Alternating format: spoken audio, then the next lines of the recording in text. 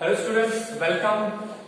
हम देख रहे थे जो है बायोलॉजी इन ह्यूमन वेलफेयर क्या होता है, और बायोलॉजी इन ह्यूमन वेलफेयर के अंदर अभी तक हमने देखा कि प्लांट्स को हम कैसे जो है ब्रीड करके उनसे बेस्ट प्रोड्यूस निकाल सकते हैं, हाई वैरायटीज बना सकते हैं, और प्लांट से और क्या क्या जो चीजें जैसे करके हम पेस्ट रेजिस्टेंस उनमें कैसे जो है हम इंट्रोड्यूस कर सकते हैं, और बाकी सारी चीजें। ठीक है, तो आज जो है हम क्या देखने वाले हैं, आज देखने वाले हैं हम जेनेटिकली मॉडिफाइड ऑर्गेनिजम्स। तो जेनेटिकली मॉडिफाइड ऑर्गेनिजम्स क्या होते हैं इसके बारे में देखेंगे आप। जेनेटिकली मॉडिफाइड जैसे कि आपको यहाँ पे समझ ही आ जाएगा कि जेनेटिक्स क्योंकि आपने पढ़ा हुआ है, तो जेनेटिक्स के अंदर आपने देखा कि हम क्या देखते हैं, हम क्रोमोसोम्स के अंदर जो है डीएनए का सीक्वेंस देखते हैं, फिर बेसिस का सीक्वेंस हमने देखा, फिर हमने देखा कि कैसे जो है वो कॉपी होता है ट्रांसक्रिप्शन के अंदर। तो जब हम किसी ऑर्गेनिज्म को जो है जेनेटिकली मॉडिफाई कर रहे हैं, जेनेटिकली मॉडिफाई मींस उसके जीन्स लेवल पे जाके उसकी अल्टरेशन करके, ताकि जो है हमें बेस्ट रिजल्ट्स मिल सके, हाई यील्डिंग वैरायटीज मिल सके, बेस्ट रेजिस्टेंस मिल सके। इसके लिए जब हम किसी ऑर्गेनिज्म को चेंज करते हैं तो उसको क्या कहा जाता है, जेनेटिकली मॉडिफाइड ऑर्गेनिज्म। ठीक है, क्लियर हो गया? ठीक है, what are genetically modified organisms? Genetically modified organisms are those organisms whose genes are altered. ठीक है, जिनके जीन्स जो है चेंज किए जाते हैं। ठीक है, why are they altered? Because we want to introduce pest resistance inside them. We want to introduce our we have already studied what is biofortification. In biofortification we have studied that we were increasing a property of certain food grain or a food product. ठीक है, तो हम quality बढ़ाते थे किसी चीज की, जो क्वांटिटी बढ़ाते थे। ठीक है, इसके लिए जो है हम क्या करते थे, बायोफोर्टिफिकेशन के अंदर हमने देखा, जैसे प्रोटीन्स के एग्जांपल देखे, गोल्डन राइस, उसके बारे में भी पढ़ेंगे। तो ये कैसे इंट्रोड्यूस किया जाता है, क्या होता है इसके अंदर, ठीक है, तो उसके बारे में देखते हैं। ठीक है, अब देखिए, क्योंकि हम प्लांट्स के रिलेटेड मोस्टली बॉटनी से डील कर रहे हैं, तो हम प्लांट्स की बात करेंगे मोस्टली। तो ऐसे प्लांट्स अगर जिनमें हम जीन्स चेंज करते हैं, उनके जेनेटिक सीक्वेंस चेंज करते हैं, या कोई नया जीन इंट्रोड्यूस करते हैं उनके अंदर, जिससे उनके अंदर जो है या तो डिजीज के खिलाफ रेजिस्टेंस आए या पेस्ट रेजिस्टेंस आए, तो उनको उन प्लांट्स को क्या कहते हैं, उनको कहते हैं genetically modified, genetically engineer plants, engineer plants. ठीक है, और ऐसी क्रॉप्स, ठीक है, जो जेनेटिकली मॉडिफाइड होते हैं उनको क्या कहते हैं, जेनेटिकली इंजीनियर्ड, ठीक है, आर मॉडिफाइड क्रॉप्स।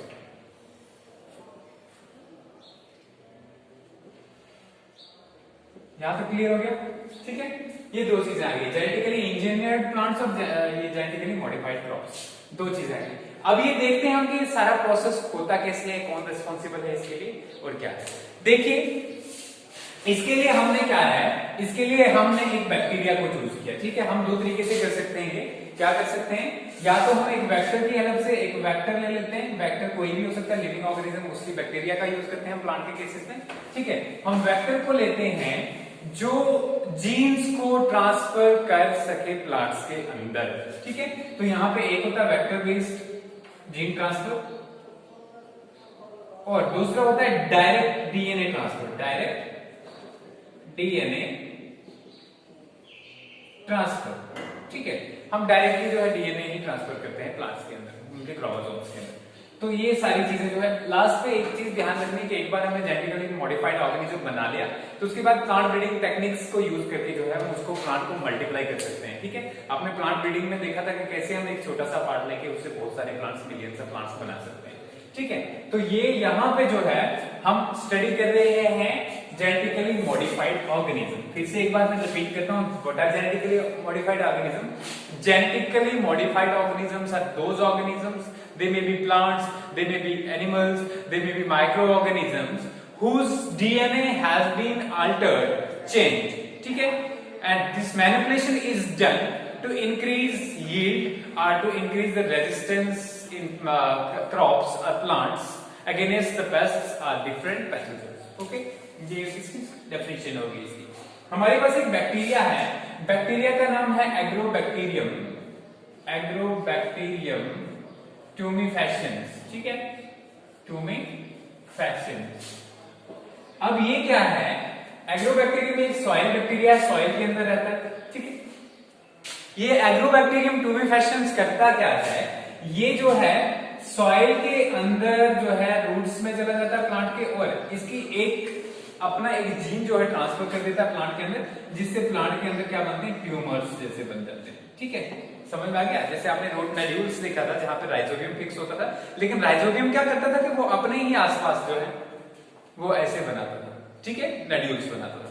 लेकिन यहाँ पे एग्रोबैक्टीरियम ट्यूमिफिशियन जो है क्या करता है कि अपना जीन एक ऐसा ट्रांसफर कर देता है, ट्यूमर काजिंग जीन जो है, ठीक है, किसके अंदर डाल देता है, वो डाल देता है प्लांट के जेनेटिक मटेरियल के अंदर। और जब प्लांट के जेनेटिक मटेरियल के अंदर चला जाता है तो प्लांट को अंदर जो है ट्यूमर लाइक स्ट्रक्चर्स बन जाती हैं। ठीक है, अब इस एग्रोबैक्टीरियम ट्यूमिफिशियंस को हम यूज करते हैं, इसको नेचुरल जेनेटिक इंजीनियर भी कहा जाता है। क्या कहा जाता है इसको? Natural genetic engineer.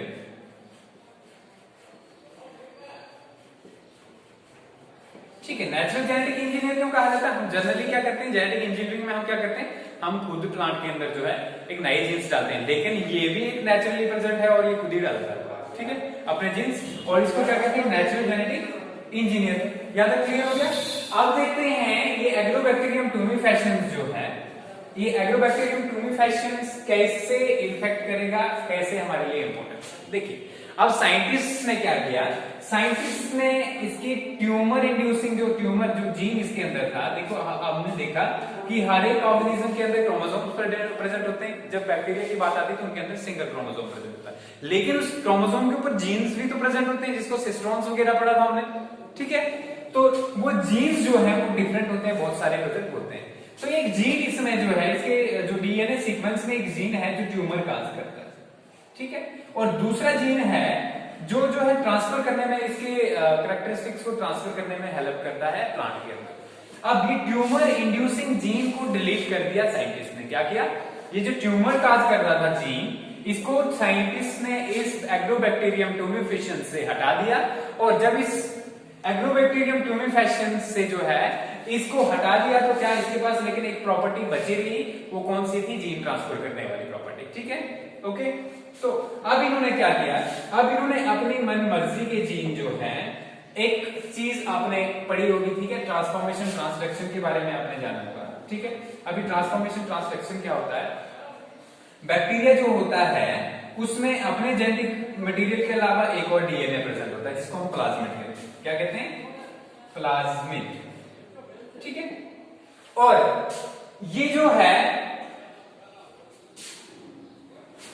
ये अपना जो इसके अंदर जो प्लाज्मिड प्रेजेंट है, ठीक है, इसके अंदर हम क्या करते हैं, इसके अंदर हम अल्ट्रेशन करते हैं, इसके अंदर जो है नया जीन, हम बाहर वाला कोई इंपॉर्टेंट जीन जो है इसके अंदर मिला देते हैं। ठीक है, और इसके अंदर मिलाने के बाद जो है ये इसको रेप्लिकेट करता है, इसको बढ़ाता है। ठीक है, वो जेनेटिक इंजीनियरिंग के अंदर होता है, और ये जैसे इसको अपने जीन को रेप्लिकेट करता है तो दूसरे फॉरेन जीन को भी रेप्लिकेट करता है, और फॉरेन जीन जो है इससे बढ़ता है। ठीक है, अब देखिए क्या किया हमने, इस बैक्टीरिया के अंदर हमने जो है डिफरेंट चीजें डाली, ठीक है, डिफरेंट जीन्स डाले इस साइटोप्लाज्मिड के साथ, और जैसे इसके अंदर गए उसके बाद हमने इसको प्लांट्स के साथ जो अटैच कर दिया, प्लांट वाले साइल में डाल दिया। तो हमने क्या देखा कि इस बैक्टीरिया ने, एग्रोबैक्टीरियम ट्यूमिफिशियंस में जो है वो वाली प्रॉपर्टी जो हमने उसको इसके अंदर जो जीन डाला था किसी फॉरेन ऑर्गेनिज्म का, ठीक है, ये इसने प्लांट के अंदर ट्रांसफर कर दिया। तो ठीक है, इससे हमें पता चला कि ये हमारे लिए बहुत ही इंपॉर्टेंट है।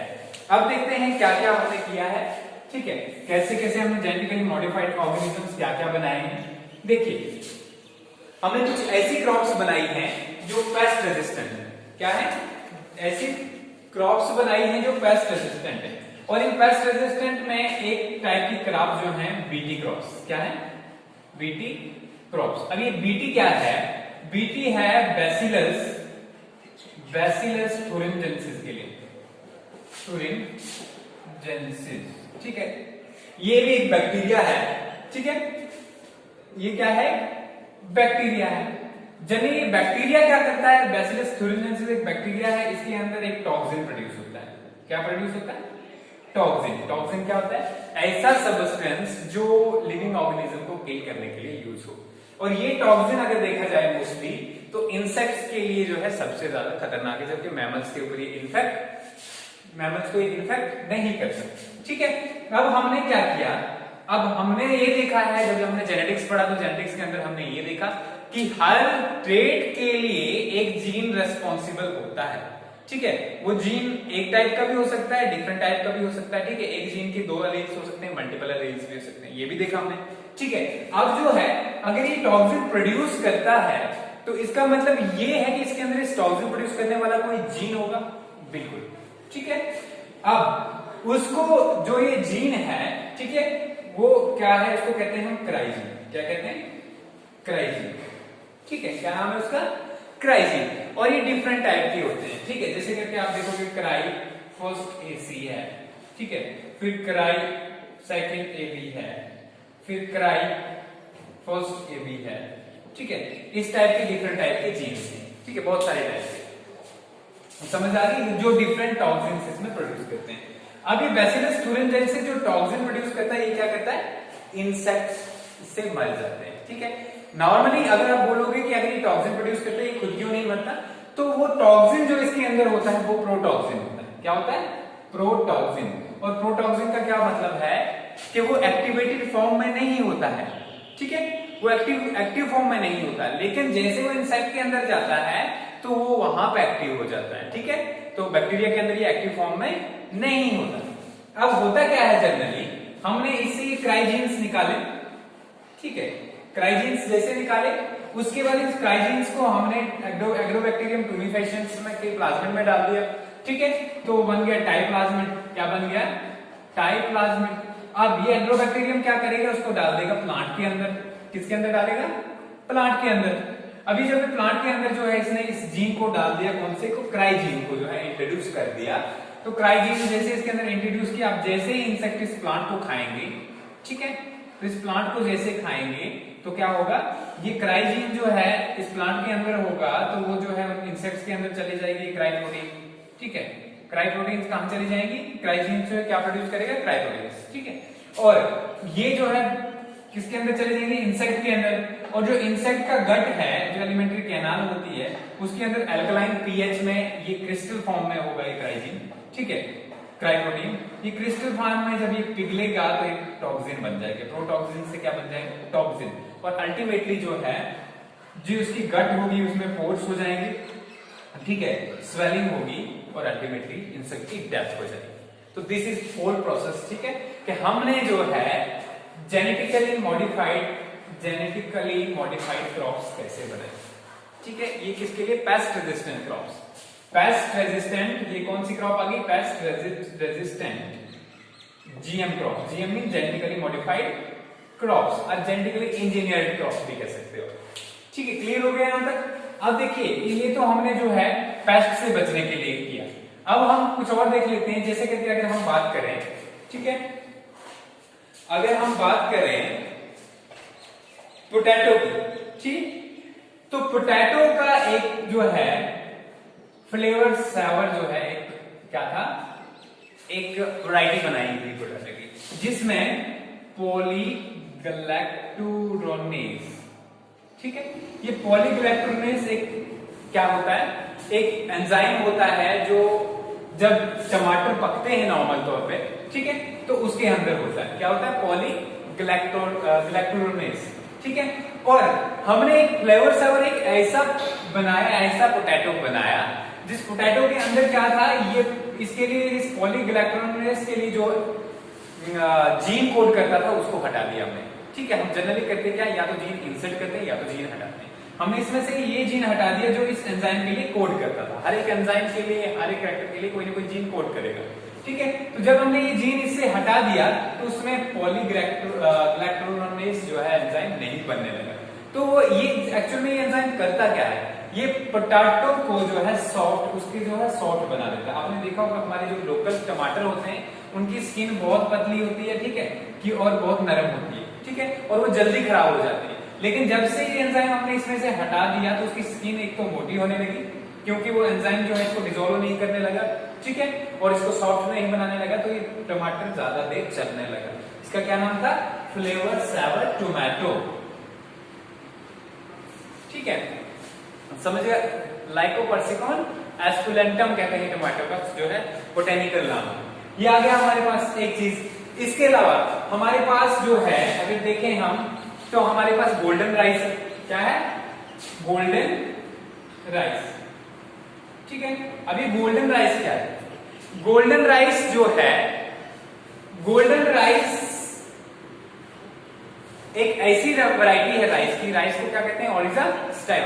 तो ये जो है ऐसी वैरायटी है गोल्डन राइस चावल की, जिसके अंदर हम क्या करते हैं, जिसके अंदर जो है हम बीटा कैरोटीन जो है, बीटा कैरोटीन वाले जीन जो है इंट्रोड्यूस करते हैं। क्या करते हैं? ऐसे जीन्स इंट्रोड्यूस करते हैं जिनके जो बीटा कैरोटीन फॉर्म करते हैं। बीटा कैरोटीन क्या है? ठीक है, विटामिन ए का प्रीकर्सर है और विटामिन ए बाद में इससे बनता है। ठीक है, समझ में आ गया? तो ये जो है विटामिन ए किस लिए इंपॉर्टेंट है? ठीक है, जैसे क्योंकि अगर विटामिन ए की डेफिशिएंसी होगी तो नाइट ब्लाइंडनेस, लो विजन, ठीक है, तो ये सारे जो है हमारे अंदर क्या होते हैं, ये इन्फेक्शंस जो होने के चांसेस रहते हैं, या इन्फेक्शंस तो हो या डेफिशिएंसी तो हो, या डेफिशिएंसी डिजीज होने के चांसेस रहते हैं। तो ये मैंने आपको एग्जांपल दे दी। ठीक है, अब ये बात करें हम, अगर हम बैसिलस वापस चलते हैं बैसिलस थुरिनजेंसिस पे। देखो बैसिलस थुरिनजेंसिस किस में जो है अटैक करता है, उसके लिए मैंने लिखा हुआ है, ये इंसेक्ट्स की क्लासेस हैं। क्या है? इंसेक्ट्स आपने पढ़ा होगा, आर्थ्रोपोड्स पढ़ा है, उसमें आपने क्लासिफिकेशन पढ़ा बायोलॉजी में। ठीक है, उसमें आपने इंसेक्ट्स को पढ़ा और आर्थ्रोपोड्स के अंदर, ठीक है, लार्जेस्ट फाइलम है जो हमारा प्लांट किंगडम का, जो सॉरी एनिमल किंगडम का क्या है, इंसेक्ट्स है। तो इसके अंदर 3 टाइप के इंसेक्ट्स होते हैं, लेप्टोटैरन, कोलियोटैरन और डिप्लोटैरन।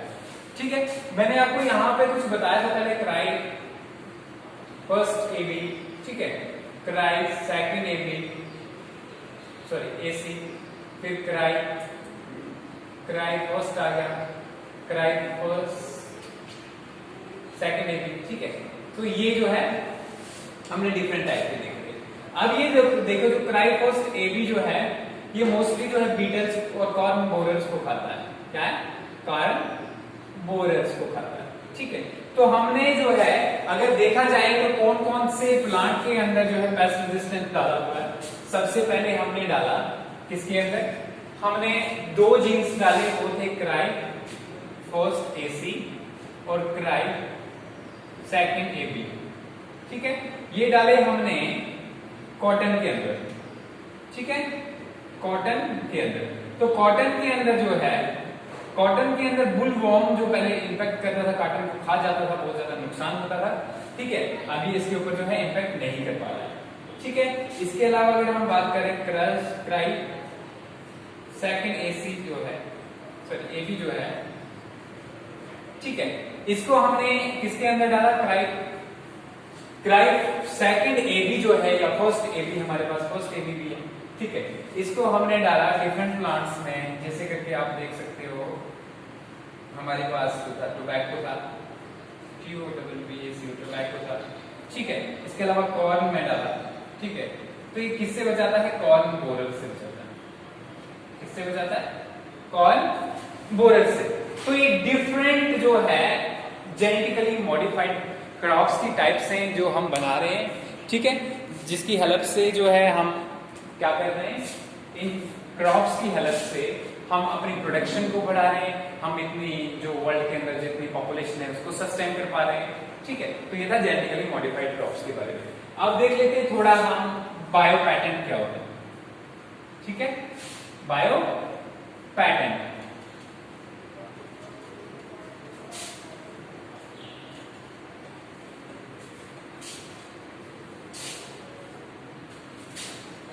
Bio patent. ठीक है, बायो पैटेंट होता क्या है एक्चुअल में, पहले सबसे पहले आपको पैटेंट पता होगा, फिर बायो पैटेंट जानते हैं। पैटेंट एक ऐसी परमिशन होती है जो गवर्नमेंट किसी इंडिविजुअल को देती है उसकी न्यू डिस्कवरी। आपने कोई भी नई चीज डिस्कवर की तो दूसरे उसका फायदा ना उठाएं। ठीक है, आपका उसका जो है, जो आपने चीज डिस्कवर की, कम से कम आपको तो पहले उसका फायदा होना चाहिए, उसके बाद दूसरों को मिलना चाहिए। ठीक है, तो इसलिए गवर्नमेंट क्या करती है, ऑथराइज करती है कोई भी जो नई डिस्कवरीज हो, ठीक है, उसके लिए ऑथराइज करती है गवर्नमेंट। ठीक है, और उन जो इंडिविजुअल्स हो जो ये नई डिस्कवरी करती है उनको लाइसेंस प्रोवाइड करती है। ठीक है, ताकि वो जो है इसका बेनिफिट उठा सके। तो इस प्रोसेस को क्या बोलते हैं? पैटेंट। और इन केस ये डिस्कवरी जो है बायोलॉजिकल ऑर्गेनिज्म के रिलेटेड हो, ठीक है, कोई नई प्रोटीन डिस्कवर की आपने, कोई नया सीक्वेंस न्यूक्लिक एसिड्स का डिस्कवर किया आपने, कोई नई प्रोटीन्स या कोई नई मेडिसिन आपने डिस्कवर की, ठीक है, तो या कोई नया ऑर्गेनिज्म डिस्कवर किया, तो उसका जो है सबसे पहले बेनिफिट आप उठाओ, ठीक है। इसके लिए आपको क्या प्रोवाइड किया जाता है? पैटेंट प्रोवाइड किया जाता है, बायो पैटेंट प्रोवाइड किया जाता है। बायो पैटेंट कौन प्रोवाइड करता है? मोस्टली यूएस आ गया, ठीक है, यूरोपियन यूनियन आ गया, यूरोपियन यूनियन, ठीक है, यूनाइटेड स्टेट्स आ गया, फिर जो है इसके अलावा जो है अमेरिका जो है, नॉर्थ अमेरिका जो है, नॉर्थ अमेरिका, ठीक है, और अदर साइंटिफिक ऑर्गेनाइजेशन जो है ये बायो पैटेंट्स प्रोवाइड करती है। अब देखिए जनरली होता क्या है कि लोग जो है, जैसे करके आपने कोई नया प्लांट डिस्कवर किया तो आपने उसको पैटेंट करवा दिया, दूसरा कोई उसका यूज नहीं कर सकता है, क्योंकि उससे आप कोई नई मेडिसिन से बना रहे हैं, तो आप जो है उससे मेडिसिन बनाओगे, उसको कंपनी को बेचोगे, ठीक है, कंपनी आपके नाम से उसको जो है प्रोड्यूस करेगी मेडिसिन को और उसको बेचेगी, ठीक है, और उसका बेनिफिट आपको भी होगा, ठीक है। तो ये जो है जनरली इसको हम क्या कहते हैं? Bio patent. Then what is bio patent? Bio patent is the permission और authorisation provided by the government to any individual और person, any organisation who discovers a new thing. And in case of biology, he discovers some new organism, he discovers some new genetic sequence, he discovers some new novel protein or new protein, then he is provided with the bio patent. जैसे करके आपने देखा होगा, अगर कोई अब नई चीज लिखते, कोई नई रिसर्च करते, ठीक है, आपने कोई नई चीज रिसर्च की और उसको लिखा, तो उसको कोई दूसरा पब्लिश करके उसका फायदा ना उठाए, उसलिए उसके लिए कॉपीराइट होता है। क्या होता है? कॉपीराइट। इसी तरीके से कोई नई चीज जब भी हम बनाते हैं, ठीक है, कोई नई डिस्कवरी की, तो उसके ऊपर क्या होता है? पैटेंट होता है। समझ गए आप? तो ये बायो पैटेंट आ गया। फिर इसके बाद जो है हम बात करेंगे अगर कि बायो पैटेंट कैंसल भी होते हैं, कैसे कैंसल होते हैं, कैंसल कैसे होते हैं, ठीक है। तो बायो पेटेंट कैंसल जैसे करके आपको बात बताएंगे कि 1995 में एक पैटेंट था। क्या पैटेंट था? कि जो हम टर्मरिक यूज करते हैं, हल्दी, टर्मरिक, ठीक है, इस टर्मरिक का वुंड हीलिंग इफेक्ट होता है। क्या होता है? वुंड हीलिंग इफेक्ट, ठीक है, किसी फॉरेनर ने करा दिया। लेकिन उसके बाद हमने देखा कि ये तो सदियों से इंडिया में चला आ रहा है कि इंडिया के जो एंशिएंट लोग थे, तो ट्रेडिशनल मेडिसिन में जो हल्दी को मोस्टली यूज करते थे अपने वुंड्स के ऊपर, ठीक है। लेकिन किसी आदमी ने जो है इसको पैटेंट करवा दिया कि कोई हल्दी का यूज नहीं कर सकता। तो इसके लिए जो है, इसके लिए इस पैटेंट को कैंसिल करवा दिया गया, ठीक है। तो जनरली होता यही है कि पैटेंट के अंदर आप कोई नई डिस्कवरी को जो है क्या कराते हो, ठीक है, उसको जो है रजिस्टर कराते हो, ठीक है, और उसके ऊपर आपका ही हक होता है। उसको बेनिफिट्स क्या है? इसके बेनिफिट्स यही है कि it has direct economic benefits, उसके इकोनॉमिक बेनिफिट होते हैं, ठीक है। उससे जो भी कोई आप नई चीज बनाओगे तो उससे आपको बेनिफिट होगा, दूसरों को नहीं होगा। लेकिन नुकसान क्या है इसकी?